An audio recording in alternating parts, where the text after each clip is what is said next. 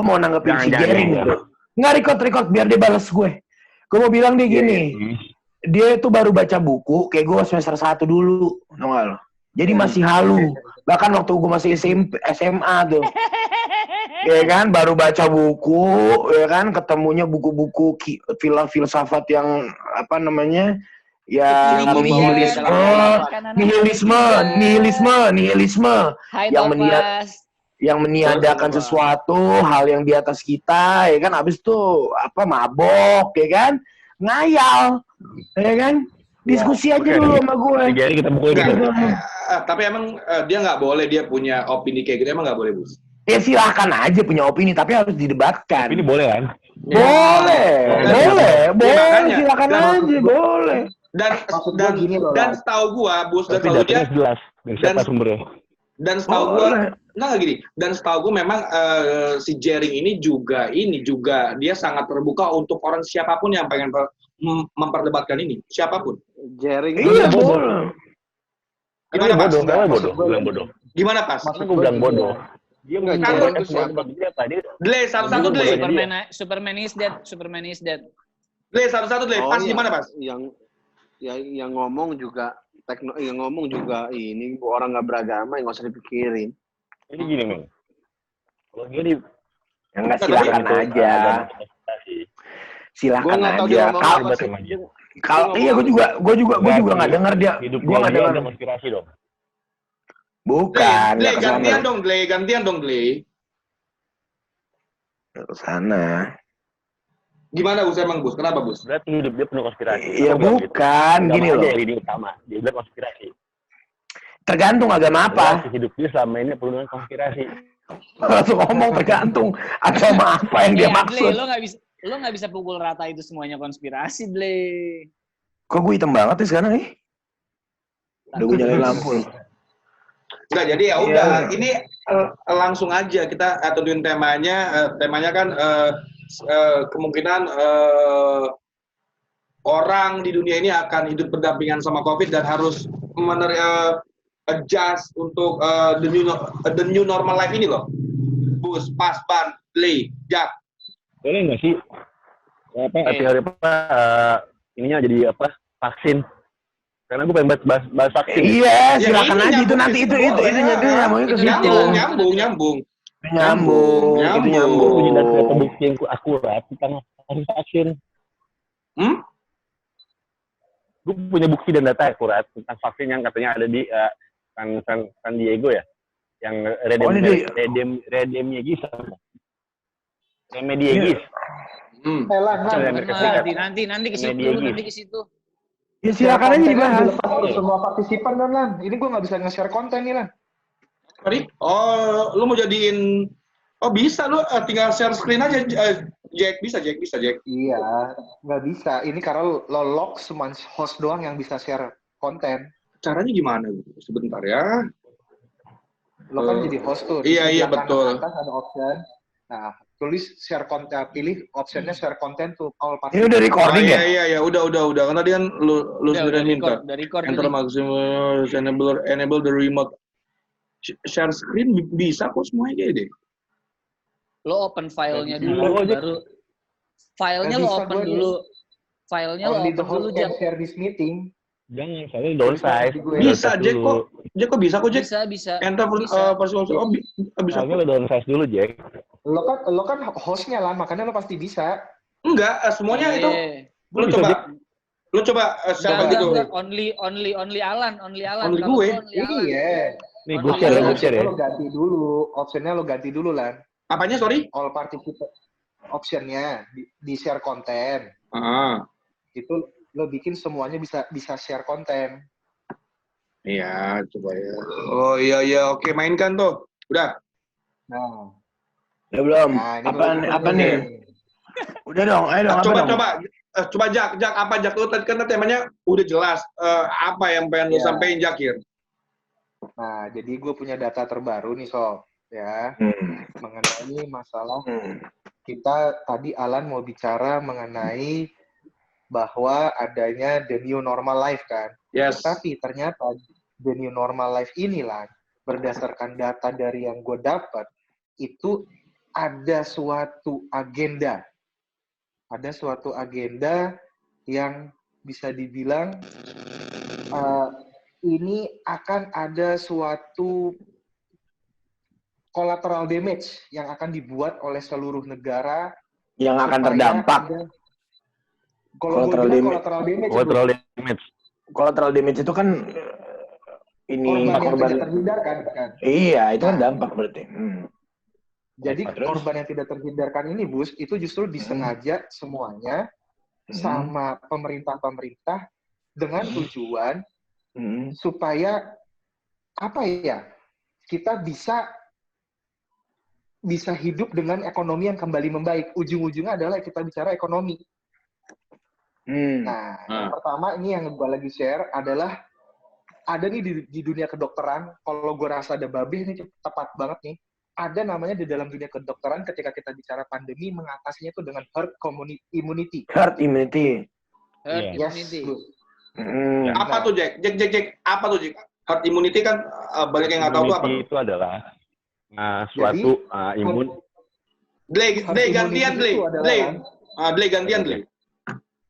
Jadi herd immunity itu suatu tindakan yang dilakukan oleh suatu negara ataupun organisasi ataupun kebijakan global untuk melawan pandemi ketika seluruh pemangku kepentingan yang bisa membuat vaksin ataupun bisa membuat obat itu gagal dan tidak bisa melakukan pencegahan ataupun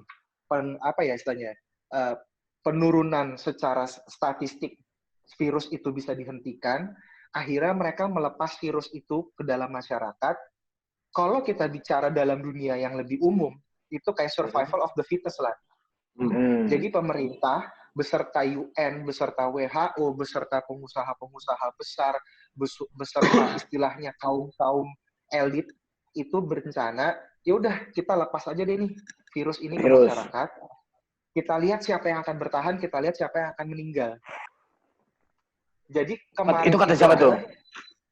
Nah, itu katanya Dr. Vanda. Nah, siapa tuh Dr. Vanda? Dr. Vanda itu bentar. Lingkuan lo. Oke. Ini jadi gini. Mana ya? Ini dia. Saat gue share. Jadi ternyata dasarnya kenapa kita bisa bilang seperti itu adalah apa? Ternyata COVID-19 itu bisa bermutasi. Iya. Jadi kenapa vaksin sama obat itu tidak bisa ditemukan untuk COVID-19? Contoh di Indonesia aja, ini yang belum mau dibuka sama Kementerian Kesehatan, sama Ahmad Yuryanto. Di Jakarta aja, itu bermutasi sampai 3 kali, Lan. Ya, betul. Dan itu sudah dibuktikan di masing-masing rumah sakit yang punya rujukan COVID.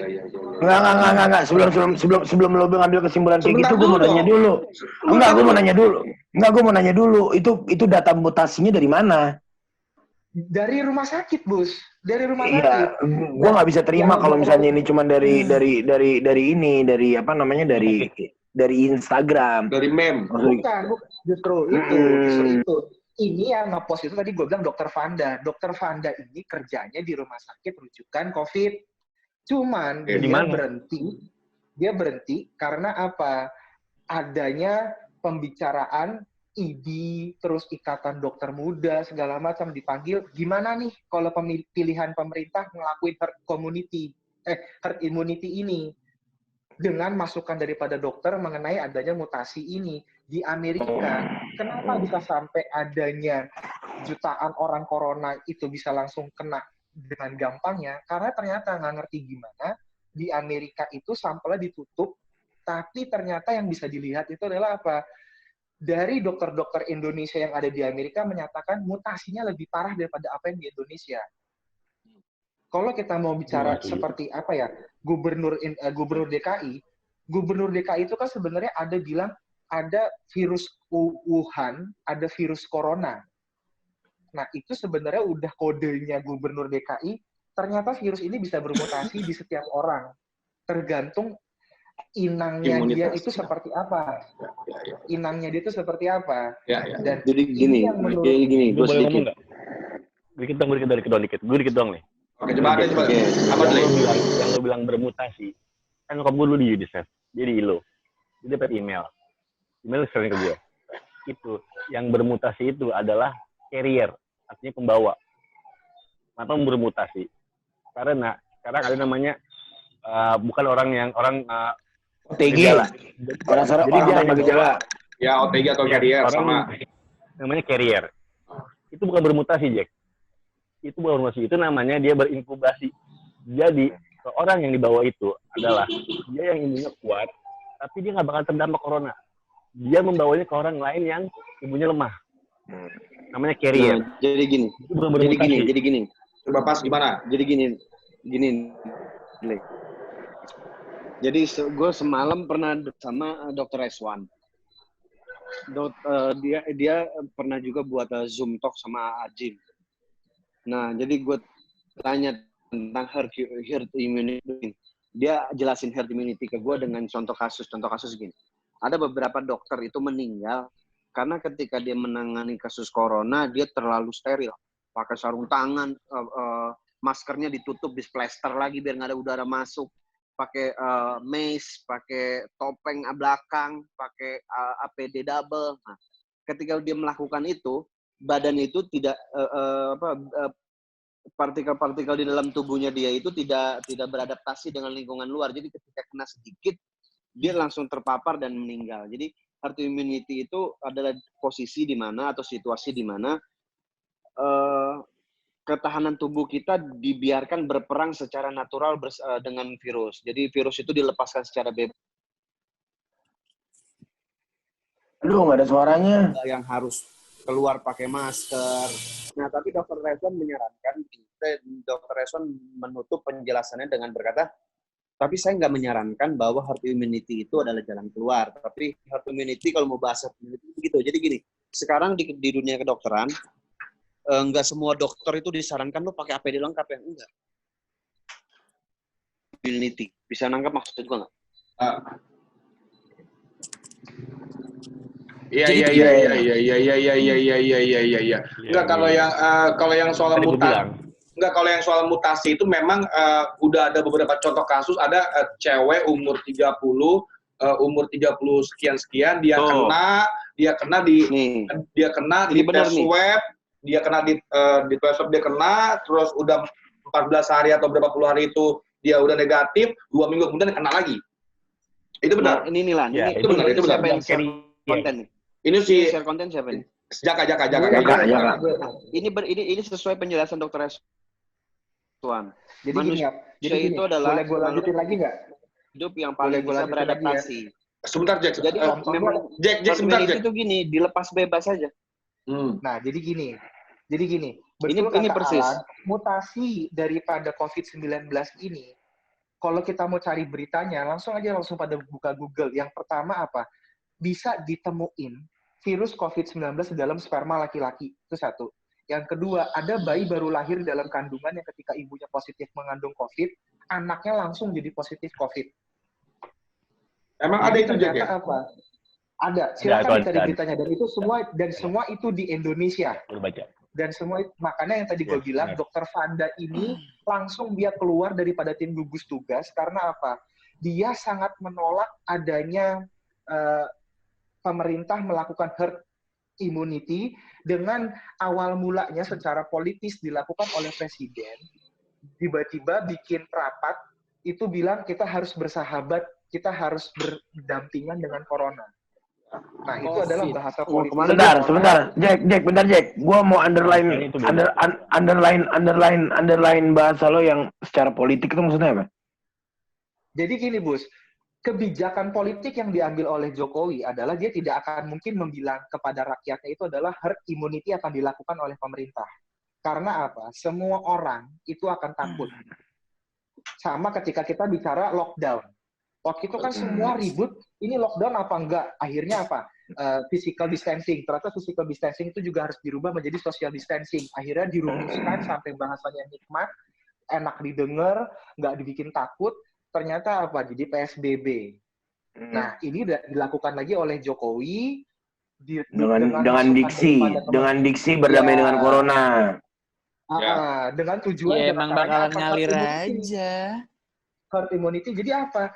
Ternyata inilah yang kita tidak bisa kendalikan, COVID-19. Jadi gini, orang bicara corona biar itu ngalir banyak aja yang salah persepsi itu bahwa corona ini virus baru. Ternyata bukan. Corona ini adalah virus lama yang kalau kita mau bicara itu adalah SARS, itu adalah corona. Ya. Iya. Bahkan sampai hari ini Iya. Ebola. Nah, itu adalah corona gitu loh. Tapi nggak tahu kenapa yang kita tidak perlu bicara ini sebagai konspirasi atau bukan. COVID-19 jadi gini Mas Jack, sebentar sedikit. Jadi gini Mas Jack sedikit. Gimana Pak? Jadi gini, tadi nggak objektif jika mana kita kaitkan munculnya herd immunity ini dengan berkembangnya dari sosial, fisikal sampai ke PSBB. Itu menurut gua nggak objektif. Karena begini, itu dari kalau fisikal sampai ke PSBB itu jelas-jelas keputusan politis. Itu dari yang presiden menghindari UU tentang pertanggungjawaban pertanggungjawaban bahan lockdown, subsidi, betul. Itu dari menghindarnya presiden dari pertanggungjawaban subsidi lockdown. Kewajiban pemerintah untuk mensubsidi rakyat. Nah, ya, betul. Betul. Nah, jadi kemudian begini. Kenapa gue bilang tidak objektif? Kalau herd immunity ini adalah memang cara natural kayak gini. Kita di hutan itu kena virus. Untuk sembuh dari virus itu kita ber-herd immunity. Nggak ada dokter. Ngalir aja. Lepas dulu, Jack. Rekornya lepas dulu, Jack. Bentar, Jack. Artinya gini. Herd immunity itu kembali menjadi tameng pemerintah ketika sepakat pemerintah tidak mampu berbuat apa-apa. Jadi herd immunity ini ditampilkan kembali. Herd immunity ini nggak perlu ada pemerintah. Ini negara pun nggak ada pemerintah, kita bisa ber-herd immunity. Tapi ini kan ada pemerintah. Pemerintah harus hadir. Artinya herd immunity memang bukan jalan keluar. Herd immunity kita nggak usah diajarin. Negara barbar pun bisa ber-herd immunity. Itu dia, Pak. Sekarang kalau berarti menurut datanya, Jack, ternyata herd immunity ini dilakuin karena apa? Anggaran setiap negara itu sudah jeblok. Kalau kita bicara terakhir nih, Pak. Malaysia, Raja Malaysia. Ini udah mau habis nih. Iya. Subsidi COVID-19 1.000 triliun. Sebentar. Ini ada orang beler di grup ini, sudah kan remove.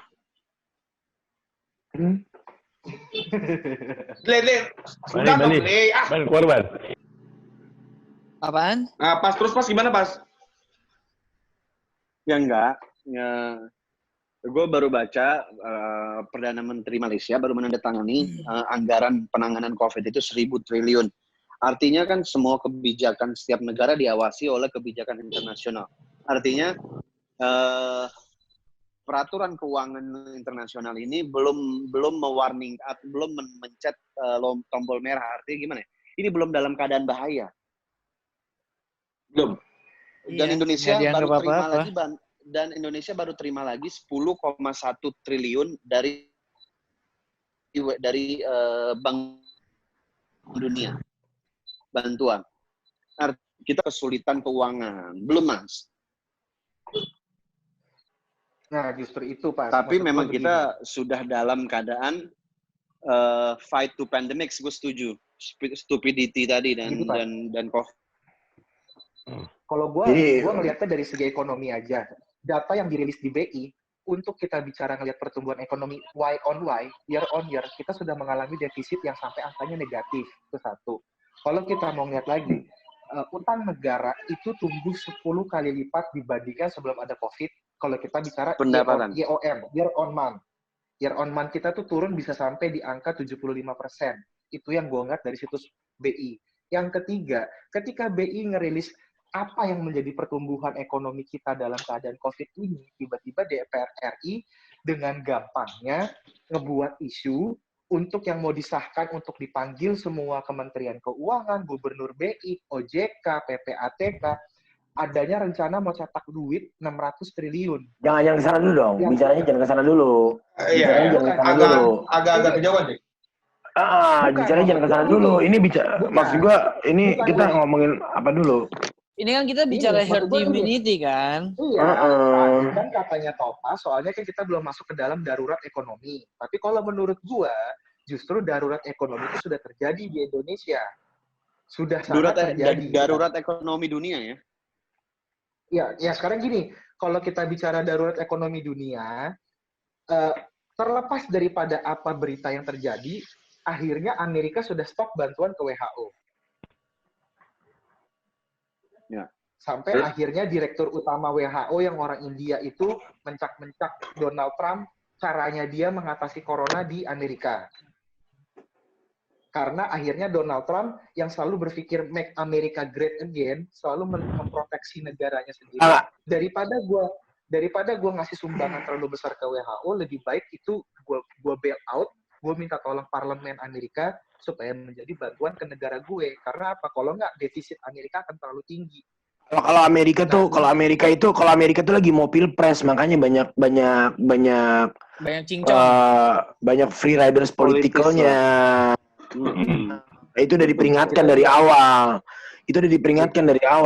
Jadi makanya tidak apple to apple ketika misalnya Indonesia, China, kondisi politiknya loh ya. Apalagi hari ini Jokowi nggak punya beban, gitu loh. Harusnya malah Jokowi itu bukannya berhutang banyak gitu loh, karena justru malah bebannya itu nanti akan dirasain sama kita, sama presiden berikutnya. Betul itu. Iya. Jadi enggak gue.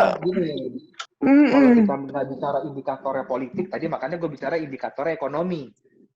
Itu yang gue bicarakan. Kalau kita bicara pertumbuhan ekonomi year on year, boleh dibandingkan itu. Iya, year on year itu kan based on assumption. Bukan dong, Bus, itu PDB. Iya, tapi kan PDB itu asumsi. Iya, asumsi dong. Gini, Bos. Kalau itu asumsi. Gue mau nanya sama lo. Sekarang kalau misalnya negara itu negara itu berapa growth domestic brutonya, berapa gross domestic production-nya, terus berapa pendapatan dari pajaknya, terus APBN-nya, itu kan semua asumsi, Jack. Itu kan RAPBN, beda kalau data yang dirilis sama BI. Karena gini, kalau kita bicara year on year, itu adalah data perbandingan. Tapi kalau kita bicara proyeksi, itu adalah harapan.